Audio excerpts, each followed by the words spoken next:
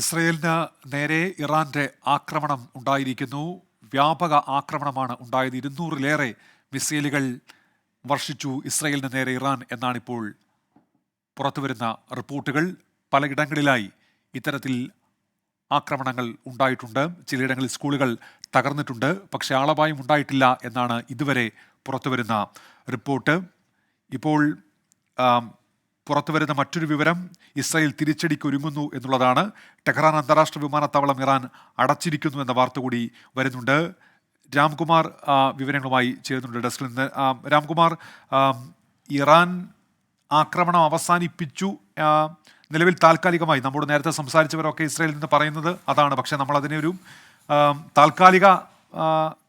താൽക്കാലികം മാത്രം എന്നല്ലേ കരുതേണ്ടത് ഈ ഘട്ടത്തിൽ?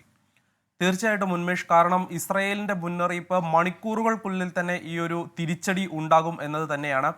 അതിനുള്ളിൽ തന്നെ ഇപ്പോൾ വരുന്ന ഏറ്റവും പുതിയതായി വരുന്ന ഒരു വിവരം, ഈ ഹിസ്ബുള്ളയുമായി ബന്ധമുള്ള സിറിയയിലെ ഒരു സായുധ സംഘമാണ് ഇമാം ഹുസൈൻ ഡിവിഷൻ എന്ന് പറയുന്നത്.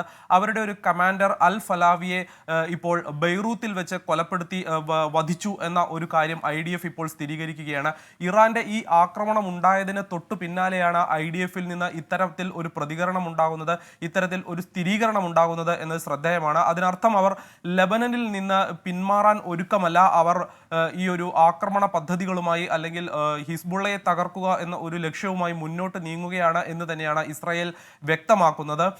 തീർച്ചയായിട്ടും അപ്പോൾ നമ്മൾ മനസ്സിലാക്കേണ്ടത്, ഈ ഒരു യുദ്ധം ഒറ്റ രാത്രി കൊണ്ട് അവസാനിക്കാൻ പോകുന്നില്ല എന്ന് തന്നെയാണ്. കാരണം ഇസ്രായേൽ തിരിച്ചടി തുടരുകയാണെങ്കിൽ ഇറാൻ കൂടുതൽ ആക്രമണം കൂടുതൽ ശക്തമാക്കുമെന്നാണ് ഇറാന്റെ മുന്നറിയിപ്പ്.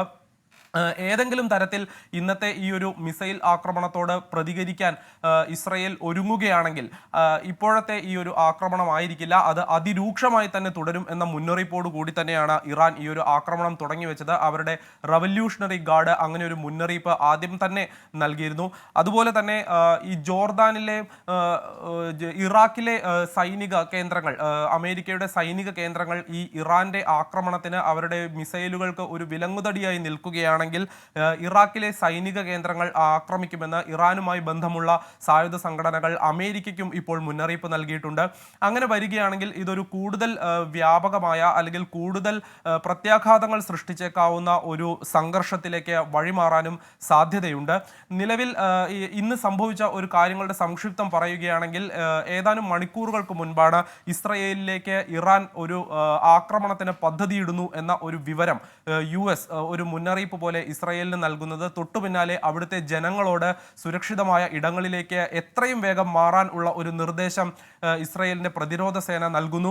അതേ തുടർന്ന് ആളുകൾ വളരെ പരിഭ്രാന്തരായിരുന്നു ആളുകൾ എന്നത് വ്യക്തമാണ്. കാരണം ആളുകൾ തൊട്ടടുത്ത് കണ്ട വാഹനങ്ങൾക്കടിയിലും അല്ലെങ്കിൽ കെട്ടിടങ്ങൾക്കുള്ളിലുമൊക്കെയാണ് അവർ ഒരു അഭയം പ്രാപിച്ചത്. അതിന്റെ ദൃശ്യങ്ങളടക്കം ഇപ്പോൾ പുറത്തു വരുന്നുണ്ട്. എന്നാൽ ആ ഒരു പരിഭ്രാന്തിക്ക് ഇപ്പോൾ ഒരു ശമനമായിരിക്കുന്നു എന്ന് വേണം കരുതാൻ. ഏകദേശം 1.5 മണിക്കൂർ നീണ്ടു നിന്ന ഒരു ആശങ്കയ്ക്കാണ് ഇപ്പോൾ. ശരിയാണ് രാംകുമാർ. ഏതായാലും താൽക്കാലികമായി ആശങ്ക അത് അവസാനിച്ചിരിക്കുന്നു. വിജയകുമാർ കൂടി ചേരുന്നുണ്ട്. വിജയകുമാർ, ഈ ഇസ്രായേൽ തിരിച്ചടിക്ക് ഒരുങ്ങുന്നു എന്ന് പറയുമ്പോൾ നമ്മൾ ഇനിയും ഈ ആക്രമണം പ്രത്യാക്രമണം ആ ഒരു നില പ്രതീക്ഷിക്കണം അല്ലേ? ഉറപ്പായും ഉന്മേഷ്, ഇസ്രായേൽ തിരിച്ചടിക്ക് ഒരുങ്ങുന്നുണ്ട് എന്ന് തന്നെയാണ്. ഹൈ അലേർട്ടാണ് അവർ പ്രഖ്യാപിച്ചിരിക്കുന്നത്, അവരുടെ എയർ ബേസുകൾ അടക്കം. ഒരു വിവരം കൂടി വരുന്നത്, ഇറാൻ അവരുടെ ഏറ്റവും പ്രധാനപ്പെട്ട ടെഹ്റാനിലെ ഇന്റർനാഷണൽ എയർപോർട്ടിൽ എല്ലാ സർവീസുകളും സസ്പെൻഡ് ചെയ്തിരിക്കുന്നു എന്നാണ് അവർ അറിയിച്ചിരിക്കുന്നത്. അയത്തുള്ള ഖുമൈനി ഈ ആക്രമണത്തെ പ്രകീർത്തിച്ചിട്ടുണ്ട്.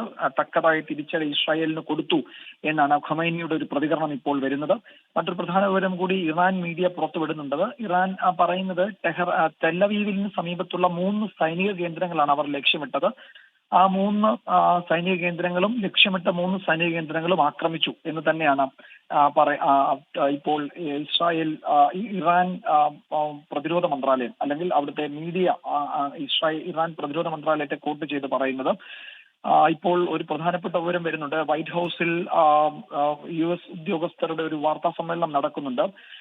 ഈ സ്ഥിതിഗതികൾ വിലയിരുത്തി വരികയാണ്. Joining Israel in sending out എന്ന്, അതായത് ഇസ്രായേലിനെ സഹായിക്കും, സൈനികമായി ഈ ഘട്ടത്തിൽ സഹായിക്കുമെന്ന് വൈറ്റ് ഹൗസ് ഇപ്പോൾ ഔദ്യോഗികമായി അറിയിച്ചിരിക്കുന്നു. അതായത് ഗ്രൗണ്ടിൽ നേരിട്ട് ഇസ്രായേലിന് പിന്തുണ നൽകും. എന്ന് വെച്ചാൽ ഏതെങ്കിലും തരത്തിൽ യുദ്ധം ശരിയാണ് വിജയകുമാർ. അങ്ങനെ അമേരിക്ക പിന്തുണ പ്രഖ്യാപിക്കുന്നുണ്ട് ഇസ്രായേലിന്. ഇപ്പോൾ നമ്മോടൊപ്പം ഡോക്ടർ പി ജെ വിൻസെന്റ്, വിദേശകാര്യ വിദഗ്ധൻ, അദ്ദേഹം കൂടി ചേരുന്നു. ഡോക്ടർ പി ജെ വിൻസെന്റ്, ഇത് അപ്രതീക്ഷിതമെന്ന് പറയാവുന്ന ഒരു ആക്രമണമല്ല ഇറാന്റേത്, അത് പ്രതീക്ഷിച്ചിരുന്നതാണ്.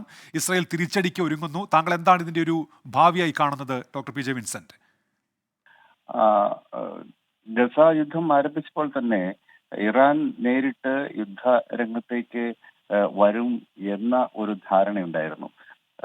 കാരണം ഇസ്രായേലിനെതിരായിട്ട് ഇറാന്റെ പ്രോക്സികളാണ് ഏറ്റവും ശക്തമായ പ്രതിരോധം ഉയർത്തിയത്. അതിൽ ഹിസ്ബുള്ള വടക്കൻ ഇസ്രായേലിൽ നടത്തിയിട്ടുള്ള തുടർച്ചയായ റോക്കറ്റ് ആക്രമണത്തിന്റെ ഫലമായി 60,000-ത്തിലധികം ഇസ്രായേലി സെറ്റിലേഴ്സിന് അവിടെ ഒഴിഞ്ഞു പോകേണ്ട സാഹചര്യവും വന്നു. ആ അർത്ഥത്തിൽ ഹമാസിനെതിരായിട്ടുള്ള യുദ്ധത്തിൽ ഏറ്റവും ശക്തമായ പിന്തുണ അവർക്ക് ലഭിച്ചത് ഇറാന്റെ പ്രോക്സികളായിട്ടുള്ള ഹിസ്ബുള്ളയിൽ നിന്നും അതുപോലെ ഹൂത്തികളിൽ നിന്നുമാണ്. കഴിഞ്ഞ 2 ആഴ്ചയായിട്ട് യുദ്ധം ലെബനൻ അതിർത്തിയിലേക്ക് നീങ്ങി.